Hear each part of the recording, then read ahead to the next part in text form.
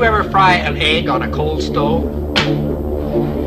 It's no trick at all if you have the right equipment. This is a cold hot plate. And because it's cold, you can make it out of wood, if you like. Just be sure that there's a coil of wire inside and that you connect that coil to a high voltage alternating current source.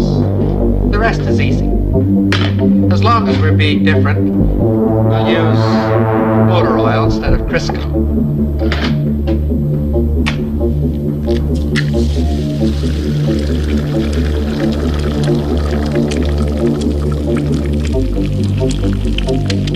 The egg fries very quickly, but the stove remains perfectly cold. In fact, if you wish to keep it handy, you can fry your egg on the morning newspaper.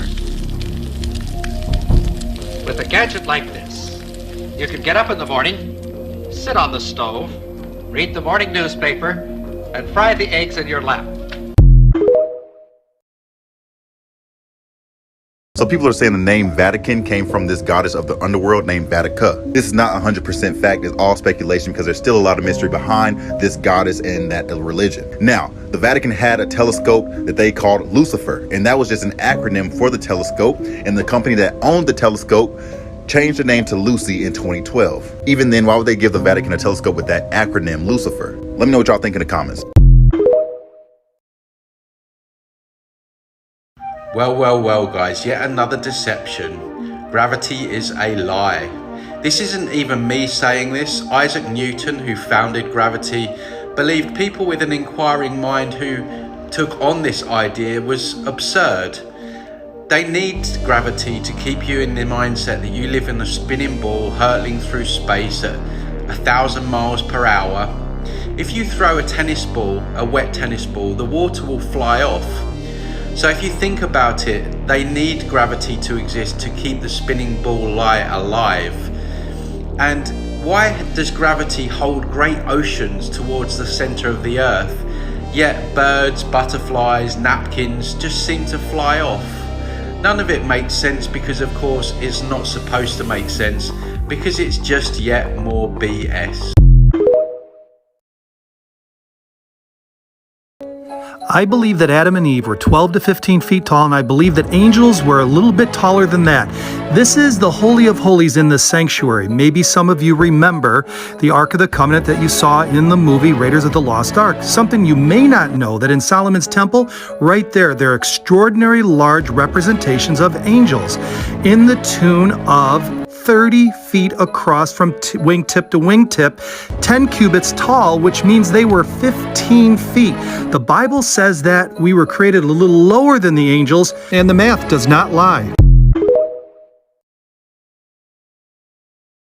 Okay, so do y'all remember this? Thursday, January 19th, the United States will be reaching its statutory debt limit of just more than $31 trillion, at which point it will have to start taking what it calls extraordinary measures to conserve capital at the federal government. Something big is gonna happen in April. Now look, I know most of y'all don't believe in astrology, but a lot of y'all are aware and keep saying that we are in the age of Aquarius, which is a zodiac sign. Only 7 of the planets are in Aquarius. The only one that is not is Pluto. But on the 23rd of March, this month, Pluto will go into Aquarius. The last time Pluto moved a zodiac sign, a financial crash happened. In 2008, it was called the Great Recession. The signs were everywhere, but now it's official, we are in a recession. Market is not functioning properly, and major sectors of America's financial system are at risk of shutting down. The American financial system is rocked to its foundation as top Wall Street institutions topple under a mountain of debt. In 2008, when this planet changed zodiac signs, 8.7 million people lost their jobs. The stock market crashed. The housing market lost $19 trillion in net worth. Now you're probably thinking, what does that mean? All of us who have zodiac signs have a planet directly linked to us. All planets represent certain forms of consciousness. Now Pluto represents transformation, rebirth, money. Pay attention to that money part. Destruction of things that don't serve growth. Now we know the government has reached its debt ceiling. This planet just keeps moving closer and closer to Aquarius, awakening, destruction. Now we're getting news stories like this. There's a new study by the World Bank that says the globe may be headed towards a recession next year, along with a string of financial crises in emerging markets. The same thing that happened in 2008 is about to happen again because of this planet. The government reaching its debt ceiling means that they can't pay their bills. They can't borrow any more money. So they're going to turn to us, start taxing us, not paying wages, tax returns, Medicare, Medicaid, interest rates will continue to increase. I know y'all been seeing them gas prices slowly increase. Heck of inflation. Credit cards won't work. I'm not going to lie. I think this is actually going to be good because it's going to cause people to actually get out of their house and pay attention to what's actually happening. This planet is about to cause a lot of destruction, transformation to this matrix that they've built. Do y'all actually think that the government does not follow astrology, does not know about these planets, the universe, all of that? They working with aliens. White House confirms Reagan follows astrology. President Reagan and his wife, both deeply interested in astrology. A California astrologer says she's been consulting with the president regarding key White House decisions. His concerns influence scheduling of important events. If you put two and two together, every time this planet shifts a zodiac sign, the government and the financial system collapses. This is happening on the 23rd. So things are really going to start popping off in April. Y'all stay dangerous. If we are in 5D, how are things like this still taking place?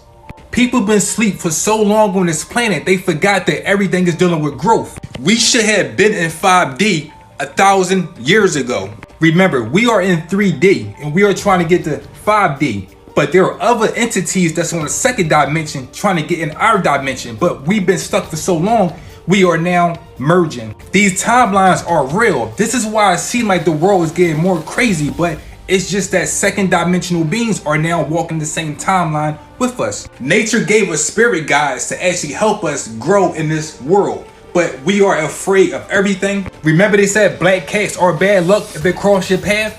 What if I told you black cats actually protect you from going into a different timeline? If you go back and watch the movie Thor, they actually explain how everything worked in our universe. But we still think everything is just entertainment. It's not entertainment. Here is a few symptoms or emotions you might go through when you are actually ascending or trying to go to a higher realm. By the way, did you know the sun that we see is just a reflection from the inner earth, the inner sun?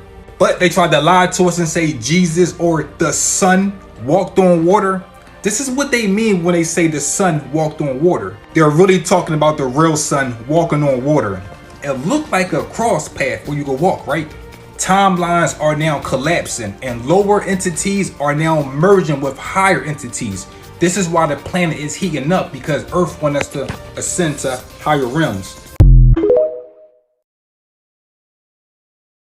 And what is going on with eating? So if you have one meal, and say this meal comprises 2,000 calories or whatever, and you have this meal at 6 p.m. and you fast for 24 hours until you eat again at 6 p.m.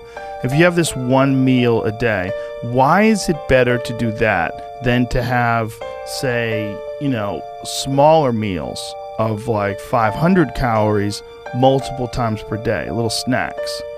Well, because going back 6 million years back, we're in the trees and then in the savannah, our bodies were designed, or evolved to respond to adversity. And we've removed that from our lives because it feels good. But we need adversity to be resilient and to fight disease. So what I'm saying is that period of hunger. But what's happening in the body is you're turning on these adversity hormesis response genes. We call them longevity genes. And they make the body fight aging and diseases. And so by eating through the day, the traditional, you got to have breakfast, best meal of the day, blah, blah, blah. First of all, it's not true that you need to be full or fed to think clearly. It's very clear that people who are fasting have as good, if not better, mental acuity. Okay, that's one. So I think that needs to be thrown out the window. Lengthening that window of not eating. So if you always are satiated, fed, your body says, hey, I've just killed a mammoth. No problem. Don't need to worry about survival. I'm just going to go forth and multiply and screw my long-term survival. So this is all about long-term survival by making the body freak out that there's tough times. And that's running away, like running away from a cat, like the savannah, and being hungry. Or, there's molecular reasons that all this works, but, trust me, that the data is very clear that this is the way to go if you want to be healthy in your 80s and 90s. Sure, you all heard about the Perry Reese map. In the early 1500s, it shows the land bridge from South America connecting over to Antarctica, and it shows Antarctica without ice. There's another map from that time period, and it shows Antarctica iceless, and it shows it to be a ring around all the continents that we know of. And if you look carefully, you will see openings to the other side. This pic shows you one of the passage or openings from Antarctica to the other side. There's a few of these I'm going to show you, so just hang in there. Here's another picture of the opening to the other side of the Antarctic wall. In other words, what I'm trying to say here, there's more land on the other side, and they've been hiding all this from you. And of course, I saved the best one for last. This one here was the one Admiral Byrd was speaking of. If you look carefully, you could even see land on the other side. Watch this video. Admiral Byrd, you've been to both the North Pole and the South Pole. Is there any unexplored land left on this Earth that might appeal to adventurous young Americans? Yes, there is. And not up around the North Pole, because it's getting crowded up there now, because they find out it's really usable, not only to live in, but militarily. But strangely enough, there's left in the world today an area as big as the United States that's never been seen by a human being. And that's beyond the pole on the other side of the South Pole from Middle America. And I think it's quite astonishing that there should be an area as big as that unexplored. This is a tremendous So challenge. there's a lot of adventure left down at the bottom of the world. Admiral, do you...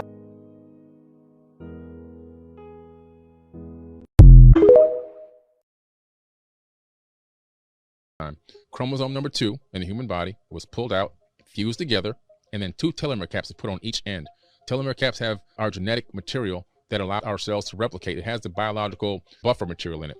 Now, when the buffer material runs out, that's when your body starts the death process. Now, around 200,000 years ago is when the tablets say this occurred at the Tower of Babel incident, which made it into the modern-day Bible. The Tower of Babel incident, where in the Bible is God who comes back, Yeshua, Yahweh comes back, and he sees the people building a tower into the heavens, and he gets pissed off, and he destroys the tower, and he said, that's it. Man's years will be 120. They'll never live more than that, and I'm going to confuse their languages and separate them and spread them out all over the planet so they can't talk to each other. But in the Sumerian tablets, it was actually Enlil, who's Yahweh in the Bible. He comes back and sees this, and he goes, oh man, these people are getting too smart. They're going to realize they don't need us to rule over them. So he confused their language, broke everybody up, made different languages. There was only one language at the time. Then the years will be 120, shortened the lifespan. Before then, people were living for hundreds of years. Now the maximum lifespan that they found out at Harvard that a human being could live on average would be 120 if it wasn't for the poison and everything else going on, toxicity in the foods and the atmosphere. And they started experimenting with mice, and they were able to stop the degradation of the telomeres and got the mice to live 3 times their normal lifespan. All this information would be mind-blowing information to come out if this truth was really told about our ancient past and what really happened. People would realize we've been altered, genetically modified. Our lifespans have been shortened so that we can subjugate it and ruled over. We never lived long enough to really figure out what's going on. But by the time we figure it out, we're gone, and another generation starts over from zero again. And so we're at this precipice now. We need to be able to pass this information on from generation to generation and teach them the real, true ancient history so that we can break this cycle that we're in of this being a boot on our neck and being ruled over by a small handful of people. Less than 100 people on this planet control 8 billion people. Less than 100 people run the lives of 8 billion people worldwide. They know what you smell, eat, taste, touch, hear, think, and they control everything you do, where you can go, where you can't go. And so for us to take back control of this planet, we need to know this ancient information. We need to know what happened in the past so we can make a better future, because the past is prologue. We can't take control of this planet until that happens. And so to answer your question is this: once people understand this fundamentally, the true reality is we'll take back control of our planet. These beings, they don't land and walk around. They're waiting for us to grow up. I think that the ones that had subjugated us have been long gone after the last pyramid war that happened about 5,000 years ago. And the ones that are looking at us now, that we see these UFOs, UAPs flying around, not all of them are there, some are ours, but the ones that are from other places, they're watching us and they're looking and they're saying, you know what? They're still crawling. They're not ready for us yet. When they learn how to walk, when these 8 billion take back control of their planet and stop allowing less than 100 people to put a boot on their neck and divide them, and all these divide and conquer tactics, they don't love one another, they don't respect one another, they don't respect even themselves. When they grow up past that level, they will show up. Because back in the ancient times, they would show up. People were so, the IQ wasn't there yet. We were just hunter-gatherers living around, and we didn't have a weapon to fire back at them. Now, somebody shows up, everybody wants to try to take it out of the sky. We want to get this technology, we want to co-opt it, we want to reverse engineer it, we want to weaponize it. That's another thing real quick before we go on. They look at our planet and they go, okay, they know how to split the atom. Interesting. Oh, they've got weapons. Let me check out the codes on these weapons. We know this because UFOs have showed up at military bases and deactivated nukes in broad daylight. as testified before Congress by actual military officers and nuclear physicists. But they say, okay, well, they got all these nukes aimed at their own planet while they're still on the planet with no escape hatch. So they're saying, we're going to just keep looking. We have to just monitor and look at the situation and just keep seeing how long will it be before they wake up.